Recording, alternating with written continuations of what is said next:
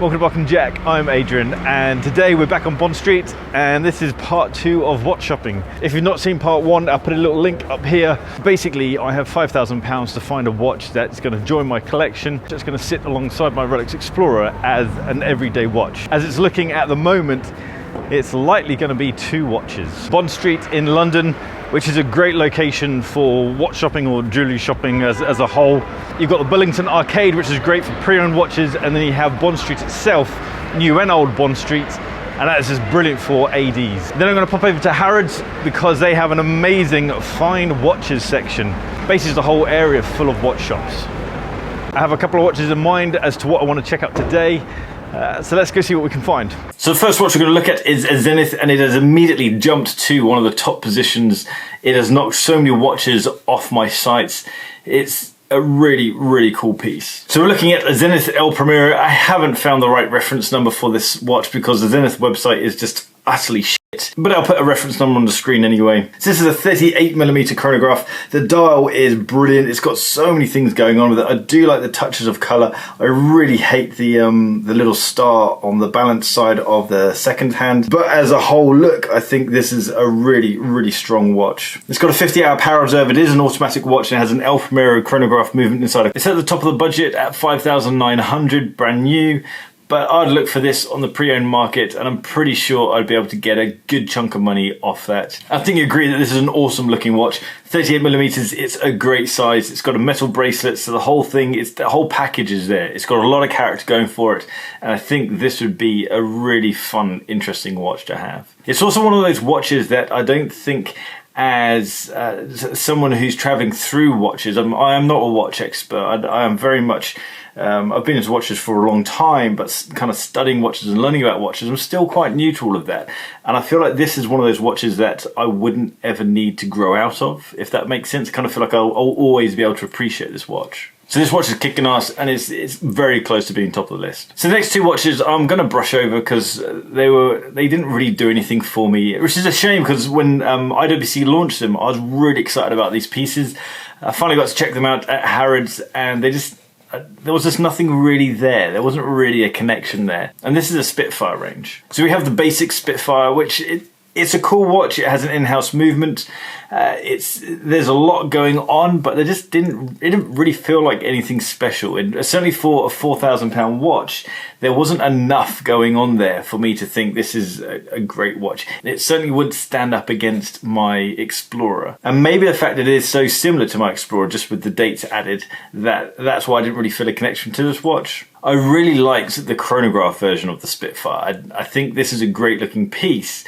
But the case is incredibly thick. It's an unnecessarily thick case. Design-wise, it's a cool watch. It's a standard pilot's chronograph and a great looking piece, but now these things have been knocked off the list. Now this next watch really took me by surprise, and I was quite excited when I tried it on.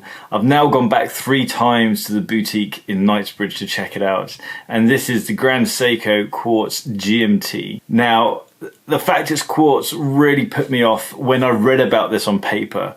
And I am going to have to do a whole video on this watch because now that I've looked into and I've explored the quartz side of Grand Seiko and the quartz side of watches, it's a different technology. That's all it is.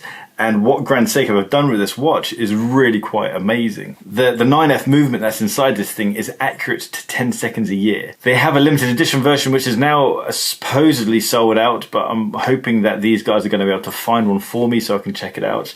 I do like the kind of romantic side of mechanical watches where this really complex device, this machine that's keeping time, I need it to tell me the time, but it needs me to keep it alive.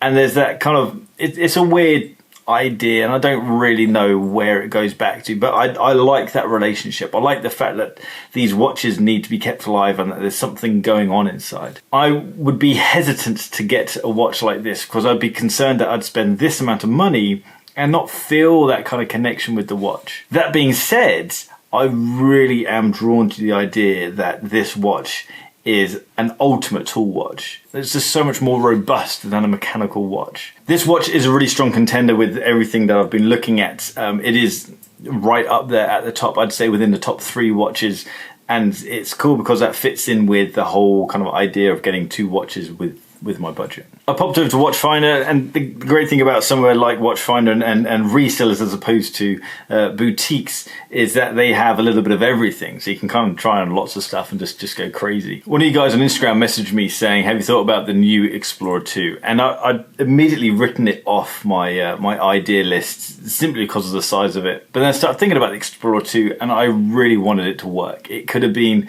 an awesome watch to have. I tried it on and it is far too big. This is a new Rolex Explorer, the 42mm version. They retail at 6,250, which is just over budget, but I think if I were to go into the Rolex world, then it'd be worthwhile stretching the budget to go down that route.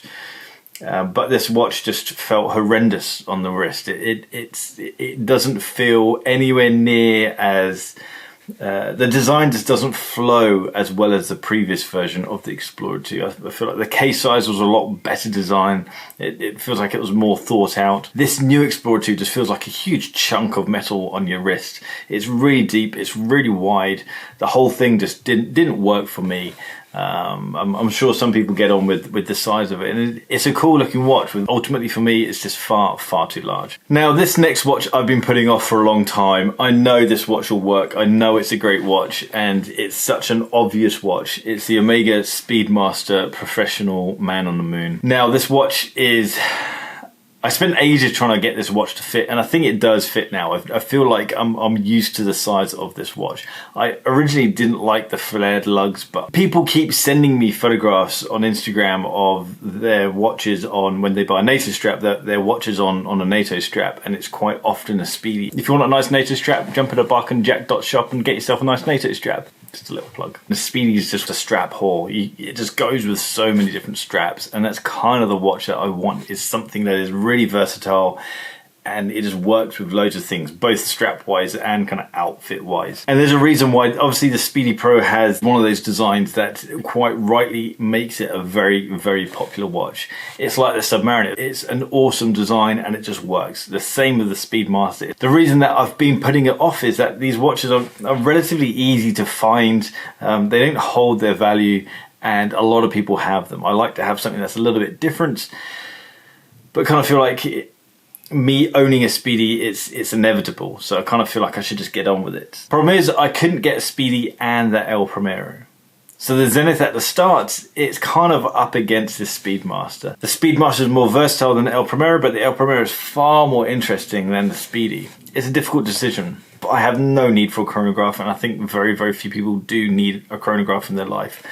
But it would be cool to have a chronograph in the collection, and I kind of feel like it's been narrowed down to these two watches. The good thing about watches like these being easily found and not holding their value is that there's absolute bargains to be had. I would like to buy these watches new. I do like the idea of buying new watches and you adding your own character, but ultimately the budget is the budget, and I kind of need to make things fit within the budget. I don't mind buying a second-hand watch if it means that I can have a higher grade watch for my money. As I was in Watchfinder, I kind of just had a play and I tried on some silly things. The guys in there weren't bothered about me just trying on whatever, so I tried on whatever.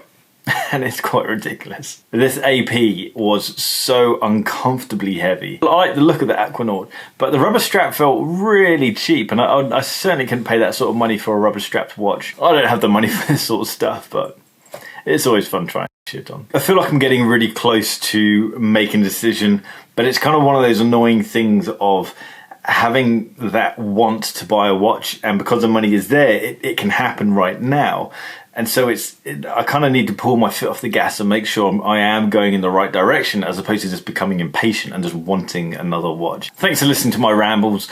Let me know what you think about these watches in the description below. There's kind of two questions that I feel like I need coaching on in this area, but it's ultimately watch shopping is very personal, so the decision will be what I make. But I want to hear your thoughts on, one, the whole relationship between quartz and mechanical stuff, but also the relationship between something very vanilla like a Speedmaster versus something a bit more interesting like an El Primero. They're very different watches. Obviously they fit within the same category of being decent chronographs, but they kind of give off a completely different air. Anyway guys, let me know what your thoughts are on these pieces. I will be putting photographs on the website barkandjack.com so that you can have a look at these photographs again. If you want a decent NATO strap, jump over to barkandjack.shop and grab yourself a NATO strap over there. Check me out on Instagram at barkandjack and do all of that YouTubey stuff. The thumbs up if you like the video, double tap the thumbs down, didn't like it, but most importantly subscribe to the channel because it really does help. Guys, thanks so much for listening and I'll see you guys next time.